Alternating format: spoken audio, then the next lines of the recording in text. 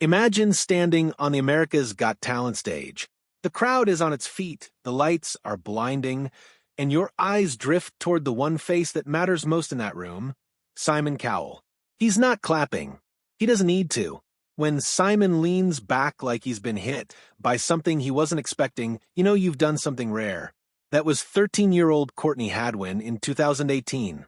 She blew the roof off that stage, earned Simon's attention, and seemed destined for superstardom. But things didn't go as expected. The fame faded, the label fell silent, and the world was left wondering, what happened to Courtney Hadwin? This is the full story. Courtney Hadwin was born on July 6, 2004, and grew up in Heselden, a small former mining village near Hartlepool in County Durham, northeast England. It's the kind of place that doesn't make headlines, the kind of place where kids ride bikes in quiet streets and ambitions take root slowly. She was raised by her parents, Paul and Anne-Marie, alongside her younger siblings, Paul and Melissa. It was an ordinary upbringing in every sense, except for one thing. From the very beginning, Courtney could sing. Music entered her life early, as it tends to do with the truly gifted. She sang at home as a small child, then drifted into musical theater and began exploring cover songs. But it wasn't until she watched Connie Talbot perform on Britain's Got Talent that something clicked. A dream crystallized. She wanted to do that. She wanted to sing seriously and purposefully in front of people who would truly listen. By around 9 or 10 years old, she began singing properly. At 11, attending Heselden Primary School and later enrolling at the Academy at Schottenhall, she performed at a lunchtime open mic, delivering a version of Say Something by Great Big World and Christina Aguilera. Someone filmed it and uploaded it to Facebook. It went locally viral almost overnight.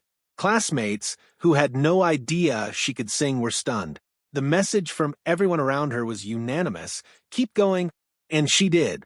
To fund her own journey, Courtney buskied in local spaces to pay for singing lessons and cover the cost of traveling to auditions. It wasn't glamorous, but it was real. She trained at multiple local academies, including Schottenhall Theatre School, Peanuts Master Classes, Kaitzer School of Music, and Vocal Ovation by Julie Miles. Lesson by lesson, stage by stage, she was building something.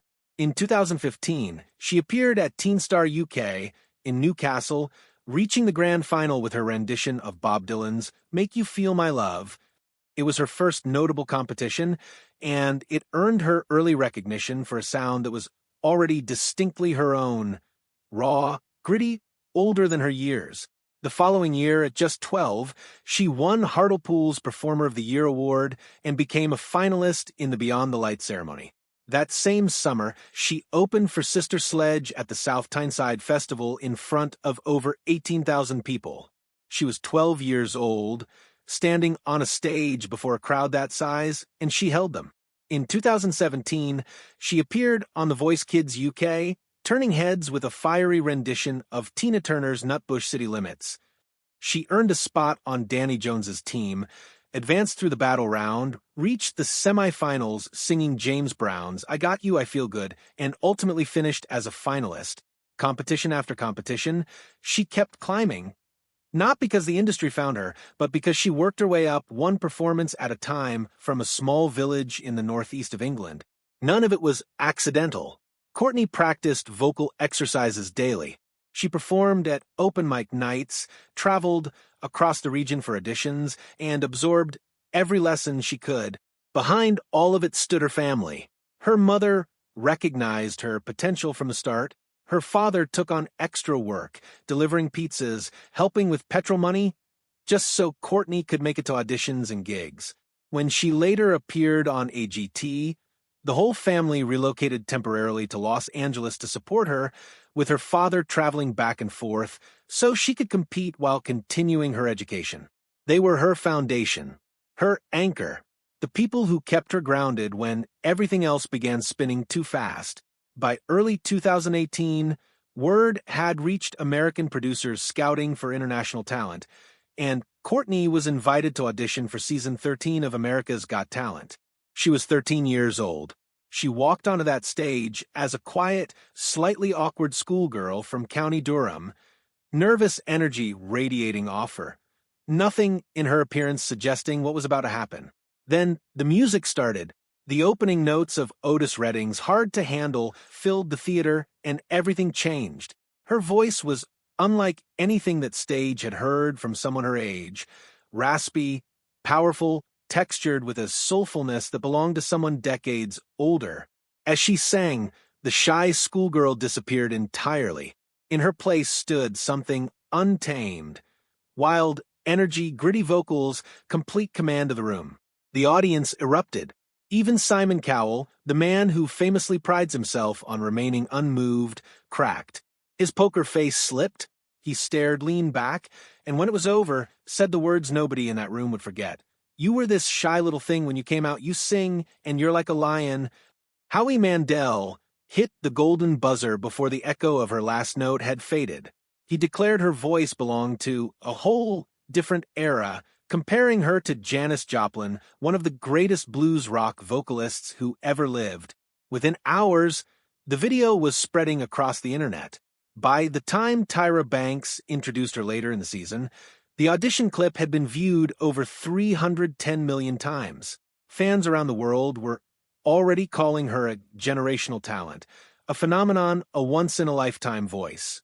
She advanced to the quarterfinals, then the semifinals, delivering electric performance after electric performance. Each appearance blurred the line between child prodigy and seasoned old soul performer. She finished Cyan, but 6th place on America's Got Talent with hundreds of millions of views and XTH overall, a result that genuinely surprised many who believed she deserved the Crow worldwide fanbase was no small thing. It was a launch pad. Shortly after the live shows ended, Simon Cowell signed her to Psycho Music in partnership with Arista Records. Just like that, 13-year-old Courtney Hadwin was on her way to becoming a music star, or so it seemed. At 14, Courtney signed a long-term recording and publishing contract with Psycho and Arista. She described it as a dream come true. She was thrilled to do original music, to stay true to herself and the sounds she loved. She had no idea what was coming. The machine moved fast. Suddenly, her life revolved around deadlines, meetings, recording sessions, and promotional appearances, not songwriting on her own terms, but a rigid industry-driven assembly line built to manufacture hits.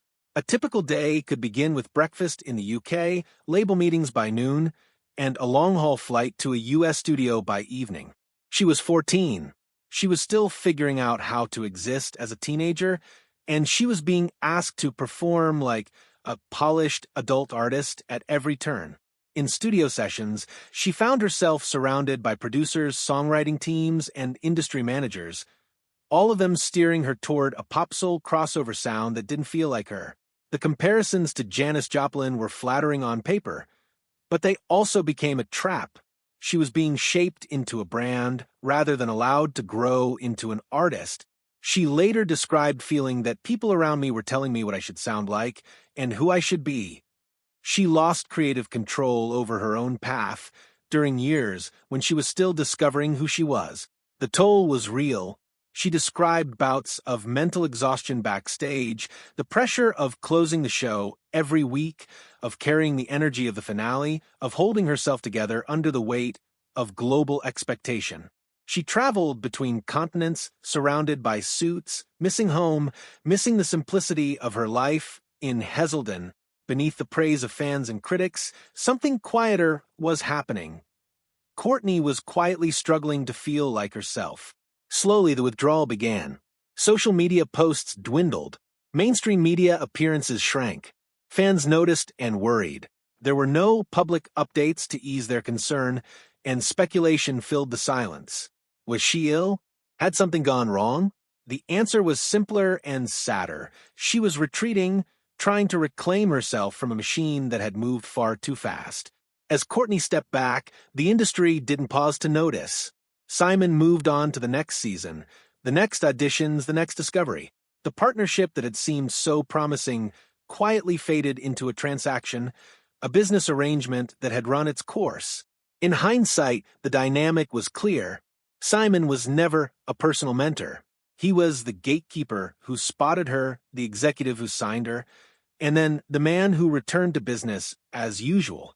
His job was to find talent, not to navigate the emotional consequences of placing a 14-year-old inside one of the world's most demanding industries. Courtney, even as a young girl, understood this. She never publicly expressed bitterness toward him, but his absence during her most difficult years was felt. Over the years that followed, Courtney worked quietly. She built trust with independent producers. She began writing music that felt honest again. She reconnected with her roots and with her own voice. And in doing